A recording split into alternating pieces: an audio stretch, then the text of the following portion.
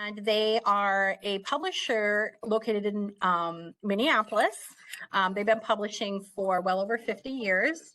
And they offered to give us some books in order to help us to be more successful and to allow you guys the opportunity to try out some brand new books. So these are called advanced reader copies. So they're not technically the finished copy. They're the copies that are distributed in order for people to take a look at the book and provide reviews. So a lot of times it's bloggers or other publishers, authors who can read them and then promote the book for them. So you guys get the very first look at these books because these aren't being published till fall, correct, Ms. G? Yep, October. Yep. So these are brand new books that you actually can't find in a bookstore right now, and they're not being sold on the any bookshelves or on their websites or anything like that. So that makes them pretty special, and they wanted our opinion on them too. So you guys will get to provide feedback directly to the people who are publishing it. Yeah, it's just an overall a really cool opportunity, and I knew some of that information already, but I wanted you to touch into it more since you do have your publishing experience and background. So there are some things that I don't know the technicalities of that you might know a little more of. So I thought that'd be a great time to have you talk about it. Yeah, I actually worked in book publishing for over 10 years, for 11 years before I became a teacher. That's what Ms. G is talking about. And I actually worked for Learner Publishing Group for a summer. I was actually one of their editorial interns a million years ago before I started working in publishing. So I actually worked for them when I was getting my first master's degree. So yeah, they're a really, really cool group of people, and they work really hard to publish really high quality books that will interest students and libraries and be used in classrooms and stuff like that. So this one in particular really spoke to us because it was a little bit different, and it's a graphic novel, which we love graphic novels. So yeah, that's how we kind of landed on this one. Perfect. Thank you, Ms. Vonderhaar. I see in the comments in the chat, we have, it's a great book. I already finished it, and same. That's exciting that devouring the book and that we're really enjoying it and really liking it so far. That's awesome. Okay, I also wanted to tell everyone I did start the recording, so those who were unable to be here live today could watch it later. So before you got here, Ms. Vonderhaar, we kind of looked at our page a little bit, and I'm like, hey, has everybody seen the page? And mostly everybody has seen the page, or at least knows how to get there. So.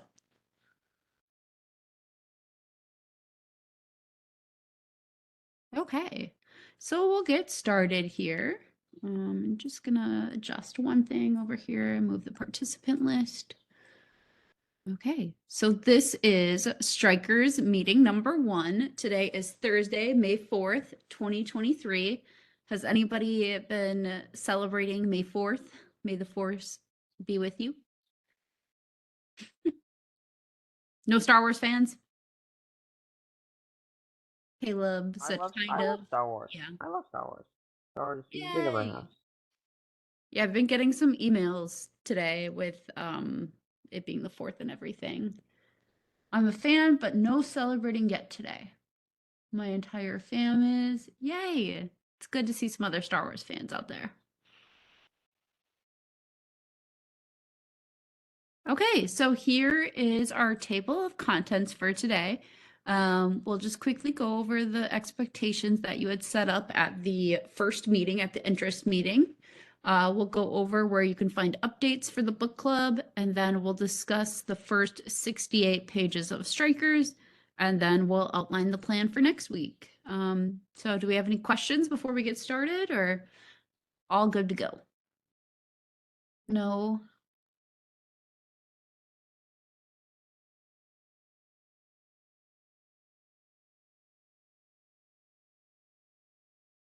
Well, good to go. Yay. Perfect. Sounds good. Okay. Ms. Vonderhaar, do you want to go over the book club expectations here, and I'll lead the discussion?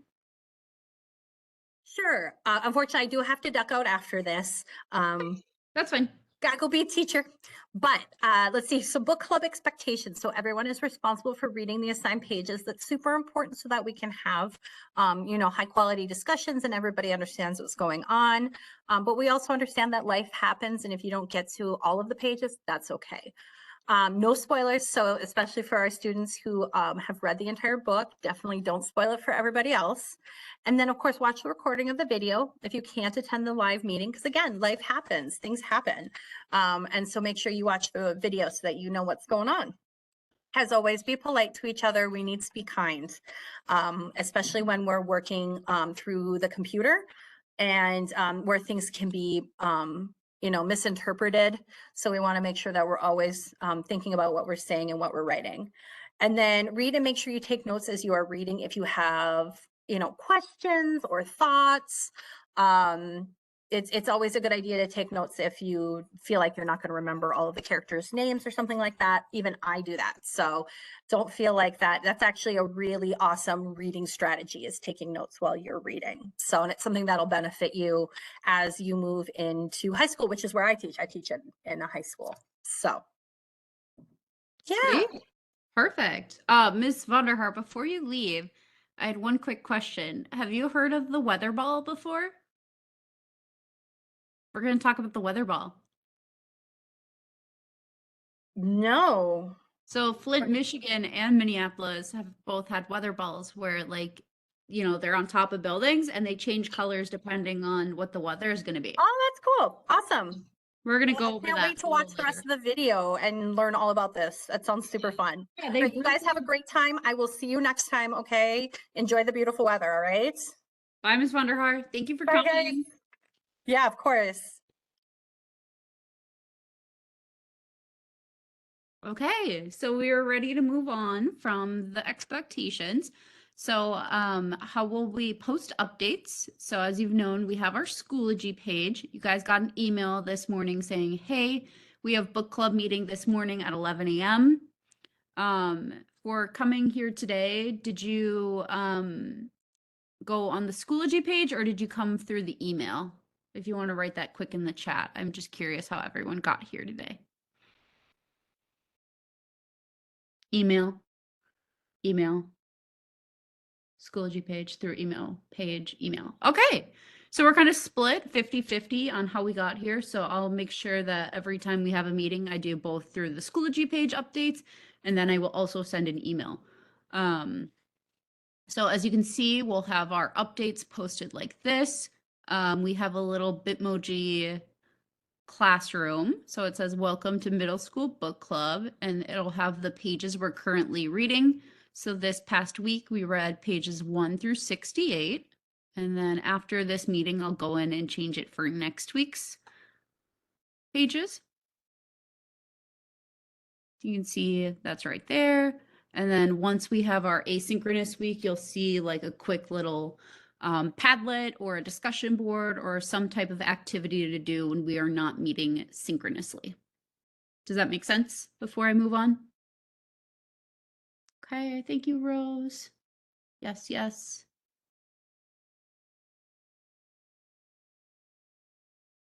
Okay, looks like we're ready to move on. Perfect.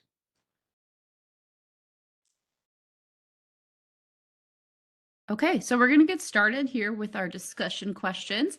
So the first one is about the weather ball. Have you heard of the famous weather ball before? Both Flint, Michigan and Minneapolis, Minnesota have had one in the past.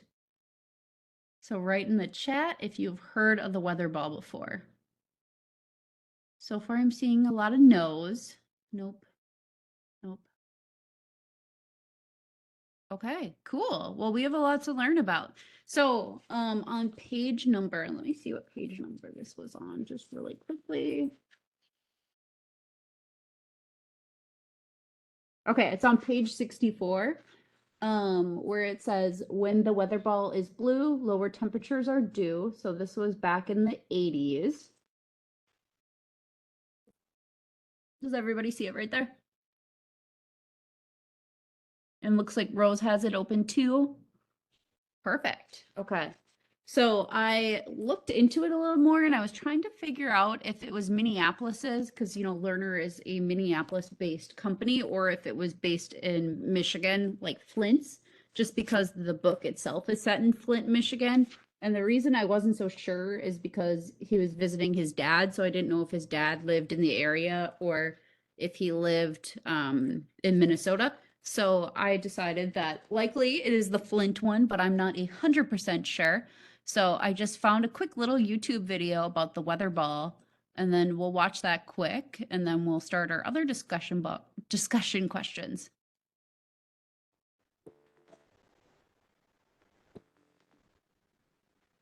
This week, 13 is on your side of town in Walker. Yep, and many of you know that's where the 13 on Your Side studios are located, along with a very well-known icon, the 13 Weather Ball. Here's Chief Meteorologist George Lessons with a look back at its history. From 1967 to 1987, the weather ball was perched on top of the Michigan National Bank building in downtown Grand Rapids. Over time, the bank's huge tower and the letters MN under the weather ball acted like a large sail, creating stress on the tower and damaging the building supporting it. So the historic weather ball was dismantled in 1987, its colorful neon tubes preserved and sold to West Michigan residents. Then in 1999, WZZM 13 purchased the original weather ball after finding it in a scrapyard in Kalamazoo. The station broke ground on the project on November 13th, 2002, as WZZM 13 celebrated its 40th anniversary. When I was a kid, I remember making trips into Grand Rapids and how excited I'd be to see the weather ball.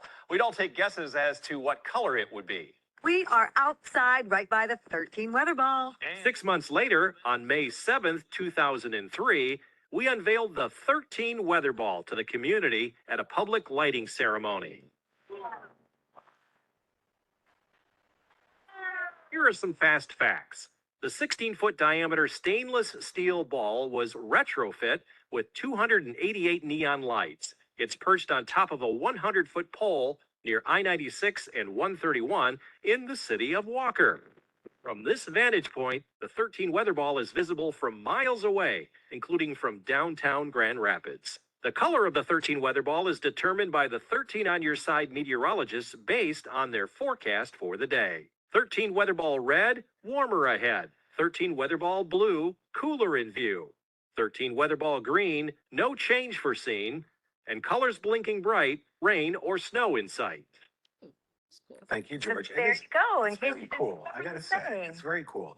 I think, Michael, did you do this drone footage? I think meteorologist Michael Behrens shot the drone footage, by the way. And did you know that the weather ball has its own Twitter account? It certainly does. So it has a personality all its own, as of course it should, being a West Michigan icon. Well, Sweet. So that's the history of the weather ball and everything. Where our histories kind of diverge is around that time in the 80s when they took it down the first time. Minneapolis got rid of theirs completely and it just got completely scrapped. They were going to preserve it and bring it to the state fairgrounds, and it ended up in a scrapyard and then it was never recovered. So ours isn't currently around or anything, but theirs was, they said it was brought back in 2003. So it's kind of cool that they brought something historical back and saved it and preserved it. So I thought that was kind of cool. What do you guys think about the weather ball? Neat to learn about. Yeah. It'd be cool if you lived there too, to be able to see it like with, I feel like the way they made it, like red is warmer, easy to remember, like red, hot, blue, colder, green, the same. And then they said the blinking meant that there was snow or rain coming. Yeah, I think you're right, Pepper. It is kind of convenient to know about, like, you're like, oh, I can just look ahead and be like, oh, I know what the weather is going to be, instead of, having to dig out your phone and look into it. So yeah, I just wanted you guys to learn about that because I thought that was kind of a cool thing. I learned about Minneapolis's a little bit ago. So if you're interested in learning about Minneapolis's, I will send you the link too, and you can read about that on your own time.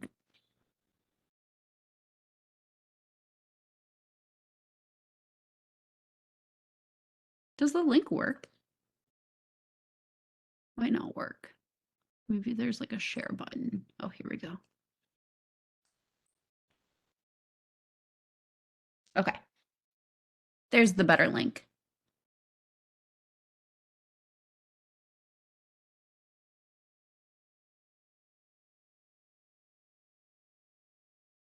Okay, so let's start our first discussion question.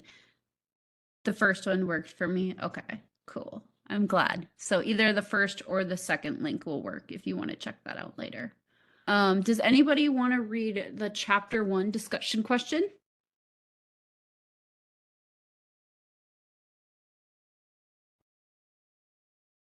Sure, Caleb, you can go. And then Martika, you can read chapter 2. Do you think losing Johnny Angel and his dad, the coach, was detrimental to the team? Why or why not? Okay, so what do we think for the first question?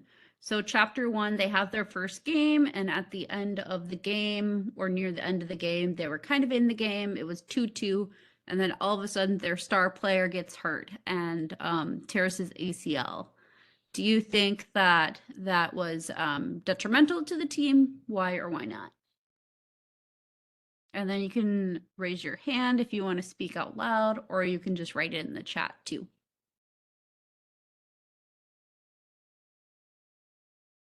Okay, let's see what we have so far.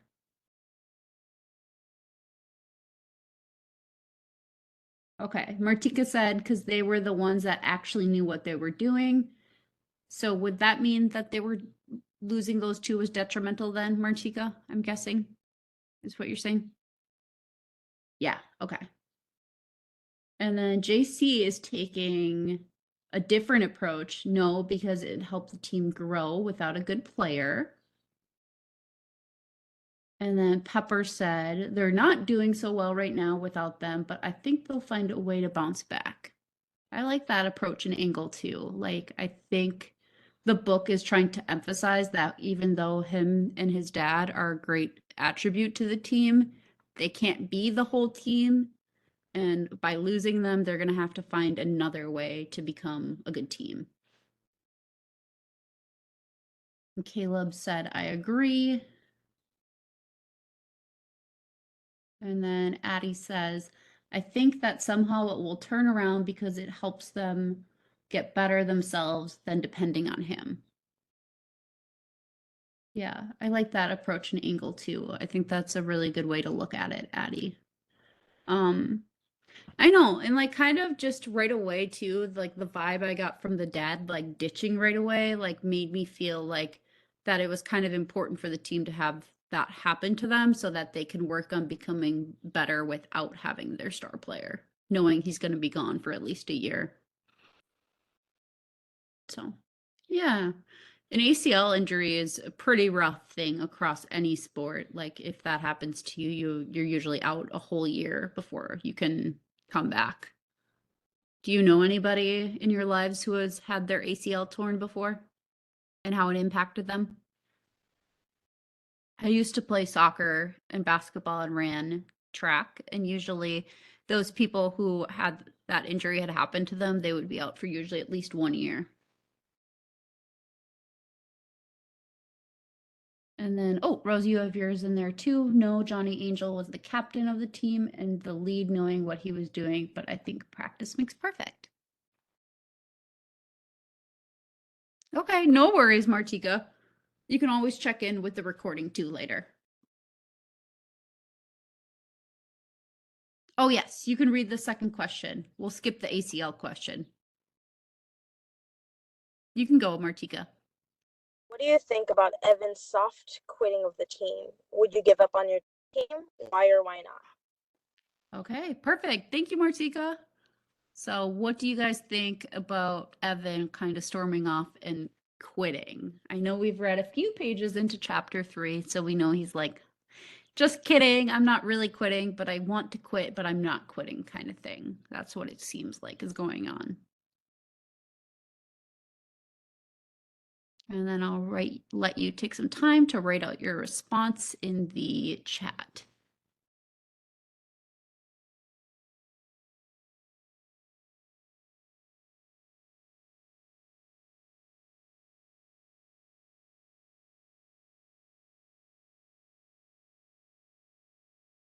Okay, so Martika, you have our first response. I think he has every right to, but it shows he's not willing to try. Yeah, I agree with that. You know, he can quit, but he probably shouldn't. He should at least give his team the effort and shot. And then bye, Martika.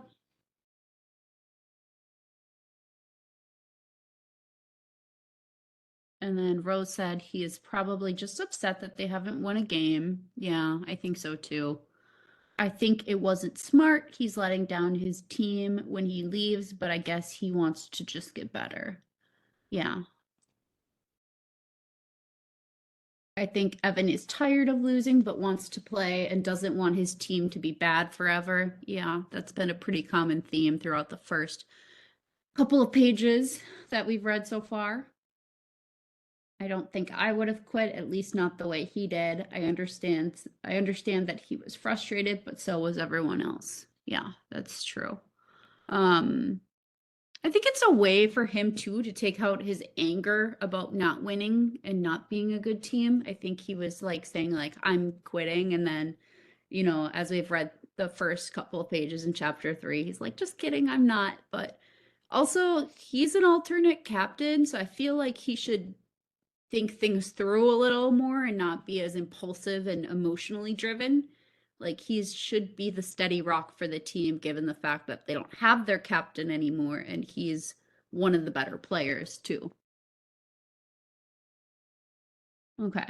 And then JC said, I think he needed to blow off some steam because of how his team is doing. No one likes to lose. I would not give up on my team, but I might need a break like he did. Yeah. I think that's a good way to think about it too. Like you got to do what's best for yourself, but you also have to be there for your team too. So how do you show up in a way that you're calm, cool, and collected after kind of blowing off that steam and come back ready to try to win and be a better team? Yeah. Does anybody else have anything to add to that? Or I think we're pretty much all on the same page with it. Like we have different opinions and everything, but I think that we thought it through very well, and that he probably shouldn't have quit necessarily, but he needed to find a way to blow off steam and come back to his team ready to play.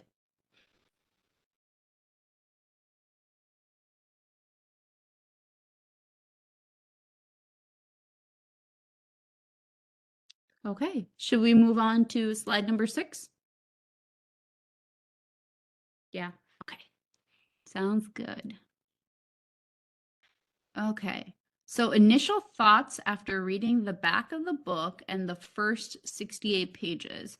My thoughts on Stryker are, does anybody want to read this back page, the first half? We don't need to read about the national marketing campaign or the being an ARC, just this part right here.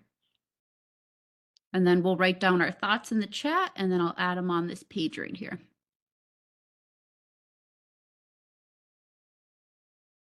Any volunteers?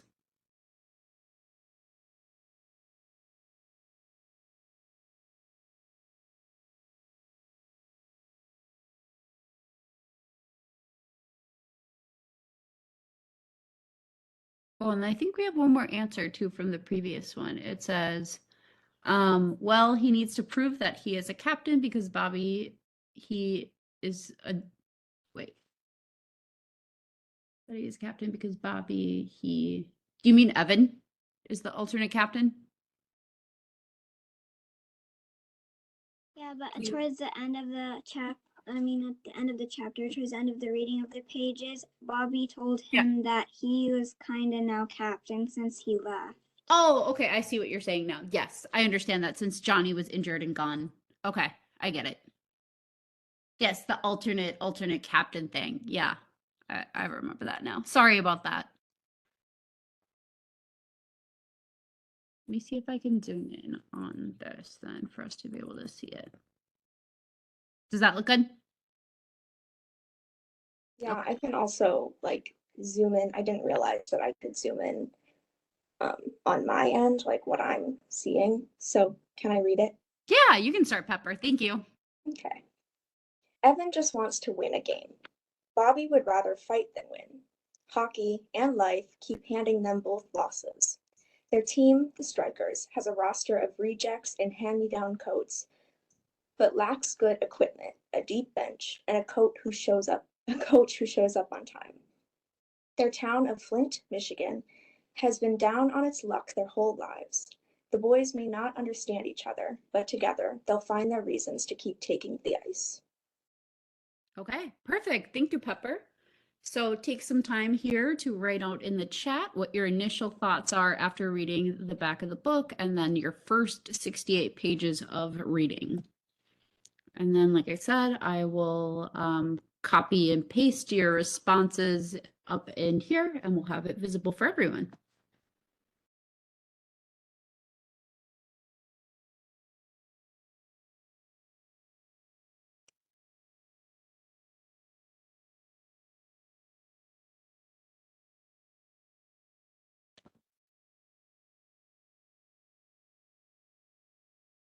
Okay, we got our first one here.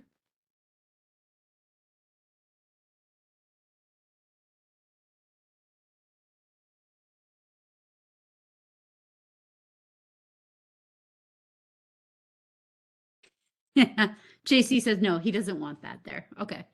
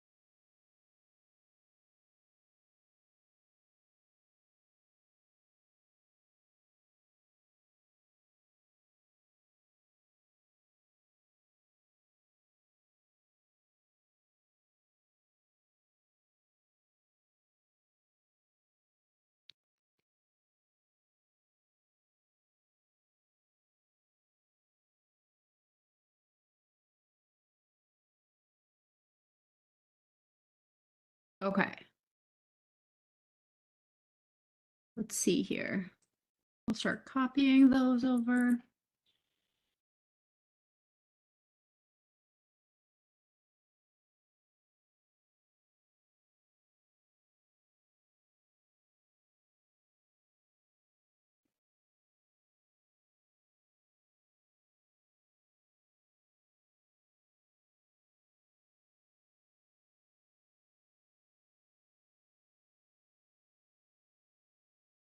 Okay,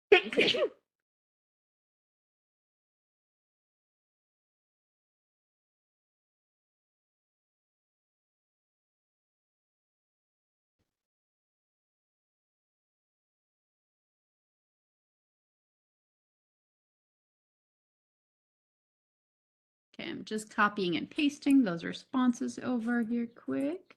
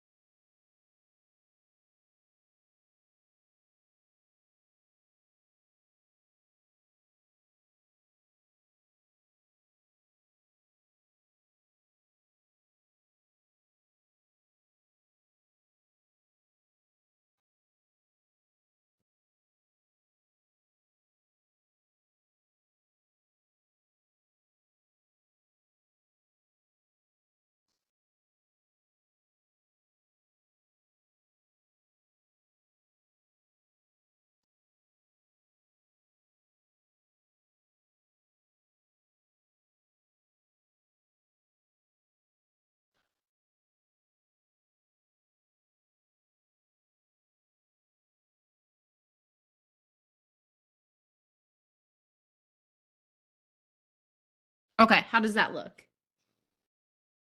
Good. Awesome. Okay, thank you. Yay. Okay, so I'm going to go on to next week's plan here as we wrap up today. You should be looking for a discussion board post or Padlet by Monday morning, the 8th. Is Monday the 8th, or did I get my dates mixed up? Does anybody know? No, it's the 8th. It's, Okay, yeah, it's me. perfect. Thank you, Rose and Caleb. You will have all of next week to post before our meeting coming up here on Thursday, May 18th. So next week is our asynchronous week. So we will do the Padlet discussion board post, something on that Schoology page, but we won't have a live meeting. And then for next week, you are going to be reading pages 69 through 109. And then after that, we'll be finishing up the book and doing pages 110 to 168. Are there any questions right now for me? I'm going to go in and change this so you can see this update in live time though.